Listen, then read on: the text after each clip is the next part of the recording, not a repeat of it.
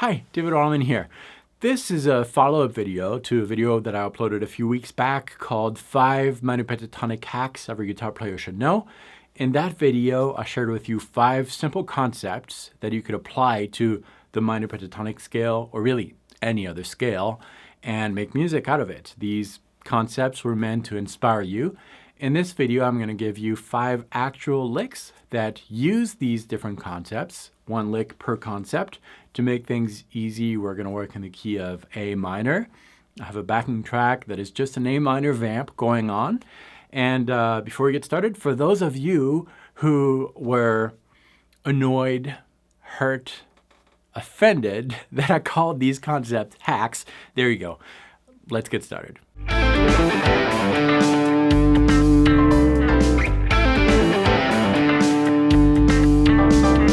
This first lick uses the combining different positions together idea. We are playing in an A minor pentatonic. We're going to take the first position, which is between frets 5 and 8. We're going to surround that position with the second one, which is on the right side, and the fifth one, which is just before that first position. These 3 positions together are still part of the minor pentatonic scale. You can play in either of these positions, and you're still going to be in A minor pentatonic. It's not the position you're starting from that determines the key, but it's the interaction that the notes you're playing have with the backing track. In this case, it's that A minor 7 vamp that we're playing over, and we're using the formula of an A minor pentatonic scale. So if you combine these 3 zones of the fretboard, these 3 slices together, we will have an extended position, an extended shape that we can use, and that's what that lick uses. The lick is based on 16th note, which is 4 notes per beat, so 1, 2, 3, 4, da, da, da, da, da, da, da, da. That's what you should have in the back of your mind. As far as the lick goes, there are some extensions here. The first extension here, I actually playing my pinky for the 9th fret, 3rd string. The ring finger is for the 7th fret, and the index is for the 5th. That's for the fingering. But that's not an absolute rule. If you're more comfortable with the pinky middle for the 7th fret and index, that's completely okay. Positions by themselves are not going to make you sound better or worse. It's a personal thing, but that's what I use. A few things to point out is a couple bars that we have, some mini bars. Let me play the lick once. So if this is our beat, subdivision is 4 notes per beat. So da, da, da, da, da, da, da, da, da. Here's the lick.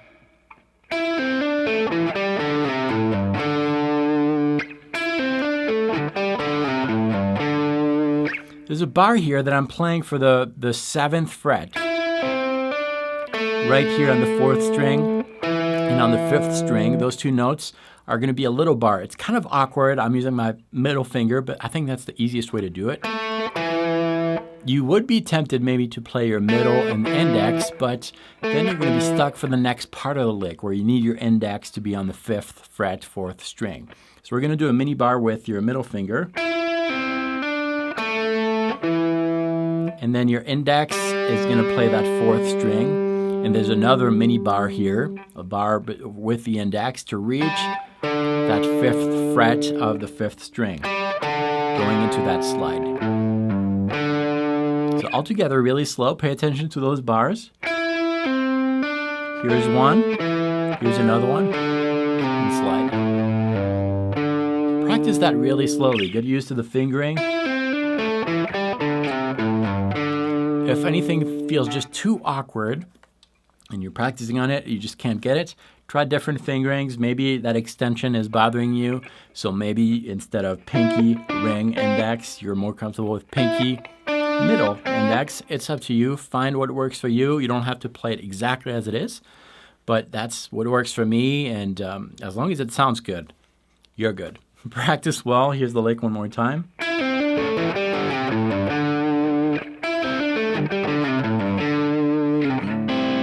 That's an A minor.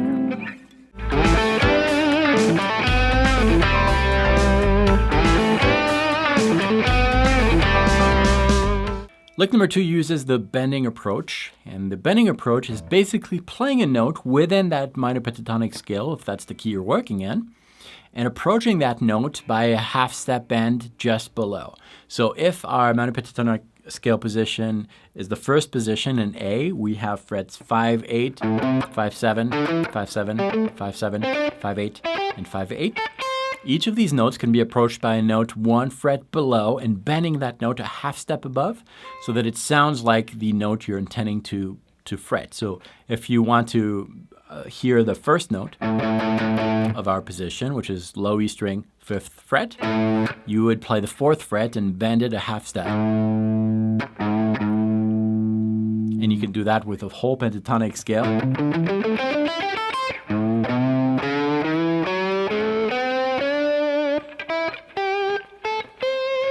It sounds kind of like a drunk player playing the scale, but if you use that sporadically in a lick, that's what we get. And that's what happened in that lick. As far as the main difficulty, it's more of a rhythm thing, so make sure you get used to the rhythm of the lick. If you just look at the lick without touching the notes first and you just kind of sing the rhythm that's going on, if this is our beat, you see that the fastest section we have is 16th note, so make sure you can play that easily. So that's your subdivision, but if I just read the rhythm, we'll have something like this. 3, 4. Da da da da da da da da da da da. Now if I add the notes, we'll have something like this. 2, 3, 4. And you see that there's a couple notes here where we're doing that bending approach. There's the 3rd string, 6th fret, which is not in the pentatonic scale. It's right in between, but it's the note just before that 3rd string, 7th fret, which is what you're aiming for. Make sure that the note you're bending to is really in tune.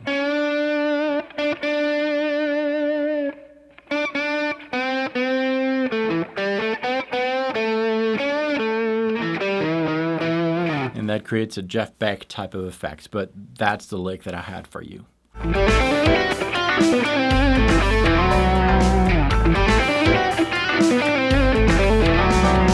Lick number 3 uses the modal pentatonic approach. We are playing over an A minor 7 vamp, so there's multiple modes that would work over an A minor 7 chord. The one we're going to choose is the Dorian mode, very popular mode, and usually it's the to-go minor mode that fusion, blues, rock players would use. So that's what we're going for. And if I wrote down my A minor Dorian across the fretboard, I could find within that Dorian mode some hidden pentatonic scales, hidden minor pentatonic scales. The Dorian, the Phrygian, and the Aeolian positions.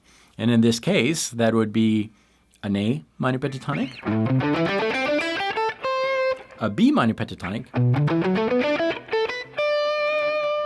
and an E minor pentatonic.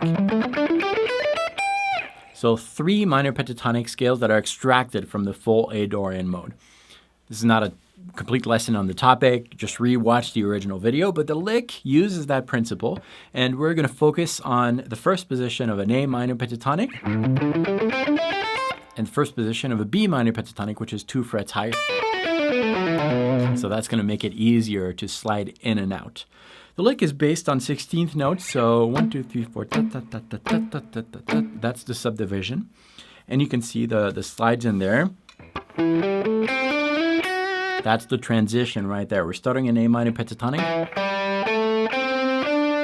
And on that 3rd string, 7th fret, we're making the transition 2 frets higher, and now we're in B minor pentatonic. And there's a little chromatic approach here that you can see between the 6th fret and the 7th. The 6th fret is not in the Dorian mode, but it's just an effect, a chromatic effect. Rhythm is important here based on 16th notes. There's a little ghost note right there on the 2nd subdivision of the 3rd beat.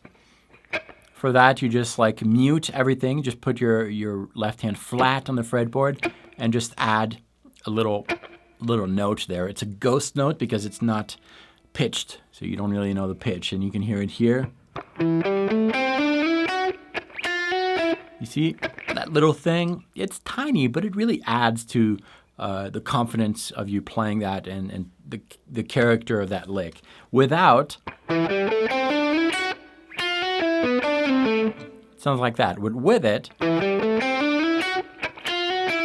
I think it just adds a little bit of character to that. But that's the lick today. I'll play it once altogether. Remember, we're in A minor 7 on an A minor 7 vamp, and we can consider a Dorian for that.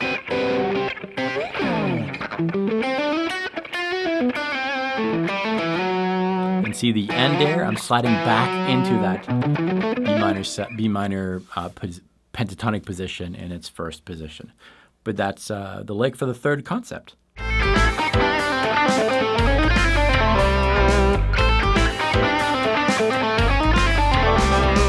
The fourth idea uses the outside pentatonic concept. Outside means that you're using a scale that is outside of the key that is given to you. So the notes are going to clash. They're not going to sound good. But if you use these notes in a focused way and with a rhythm element to it, it's very important to have that rhythm element to it, then it's going to sound, it's going to give it a very interesting flavor because the listener is engaged with what you're saying. If you're playing inside, it's pleasant because it works with your key. And then if you add some notes that are completely outside, the listener is not going to like it, but then you go back in, and as soon as you go back in, he's going to appreciate what you're playing even more than if you did not go outside because he's back in his comfort zone. At least that's my analysis of playing outside, why it works. So that's what we're doing here.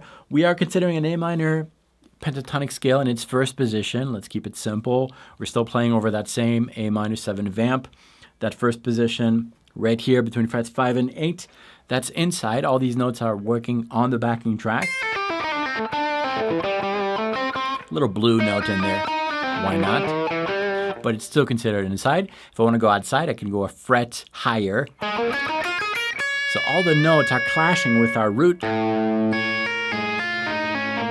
Or I can go one fret lower too. That would also have the same effect. But in this case, we're going to go a half step above. And we're starting in. The first full bar is a typical minor blues pentatonic scale. I say blues because we're adding the blue note, which is a chromatic passage, which technically is outside, but we're so used to hearing it that it sounds okay. So we're just kind of playing with that. That's a very bluesy type of thing. And then we're going outside on that second bar. So we landed here on the 4th string, 7th fret. We're going to slide that a half step above. Now we're outside. We're basically playing the same position, a half step above. Technically, we could say that we're in B flat minor pentatonic. It doesn't matter. It's just a visual thing. We're sliding outside, ascending that same shape, but a fret higher, and then slide back inside. And then we're back to our minor pentatonic scale. Rhythmically, it's all based on 16th notes again, which I think is very common in modern music, 16th notes, think in terms of that. If you have that rhythm guideline as you're playing, your phrasing is going to work most of the time.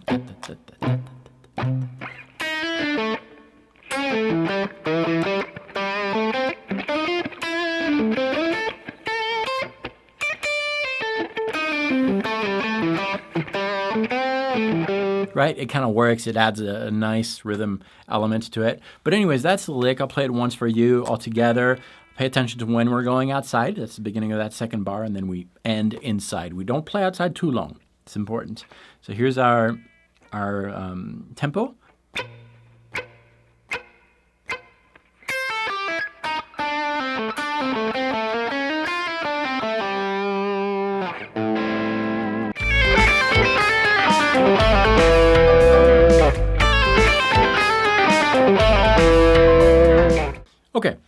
So a lot of chromatic passages. We need to talk a little bit about what's going on here on the 3rd string right there. There's a fingering thing because we ended on the 8th fret of the 2nd string. Right here with the index. So we're going to do a little bar here to reach that 3rd string 8th fret and then a slide to the 7th. These two 10th frets are on the 4th string and the 5th string are played with the pinky and the ring. I think that's the easiest way to do that. So you might want to get used to that little passage here. And the rest is just kind of transitioning to that first position where you do that slide on the 4th string from the 7th fret to the 5th, and now you are back in the 1st position. All together one more time.